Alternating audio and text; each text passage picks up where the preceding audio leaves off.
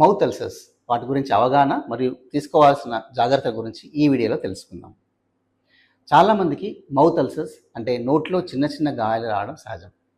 ఇవి నాలుక పైన, చిగుర్లు లేదా బుగ్గల పైన రావచ్చు.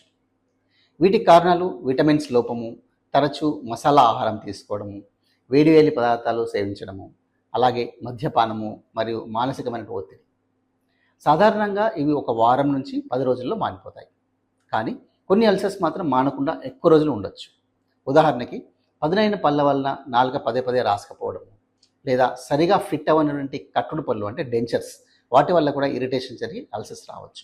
అలాగే పాన్లో ఉన్నటువంటి సున్నము, స్మోకింగ్, గుట్కా మరియు పొగాకు వాడకంతో కూడా వచ్చేటువంటి గాయాలు తొందరగా మానవు. వీటి వల్ల నోటిలోని పొరకు మాటిమాటికి గాయమై అల్సర్గా మారుతుంది. ఇలా గాయం అవుతూ మానుతూ ఉంటే కణాలలో జన్యు మార్పిడి జరిగి అప్పుడప్పుడు అది క్యాన్సర్కి దారితీసే అవకాశం ఉంటుంది.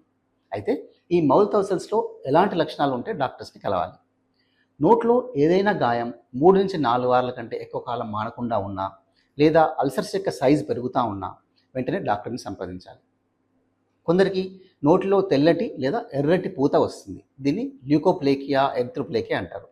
ఇది మానకపోయినా కూడా లేదా పెరుగుతూ ఉన్నా కూడా డాక్టర్ని సలహా తీసుకోవాల్సి వస్తుంది.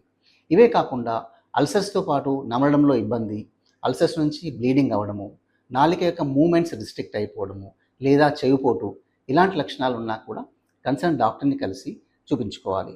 మెడిసిన్సే కాకుండా అవసరమైతే బయాప్సీ చేయించుకోవడం చాలా ఉత్తమం. ఆలస్యం చేస్తే అది క్యాన్సర్గా మారి ముదిరేటువంటి ప్రమాదం ఉంటుంది. నమస్కారం. మరిన్ని వివరాల కోసం కింద ఉన్న ఫోన్ని సంప్రదించండి.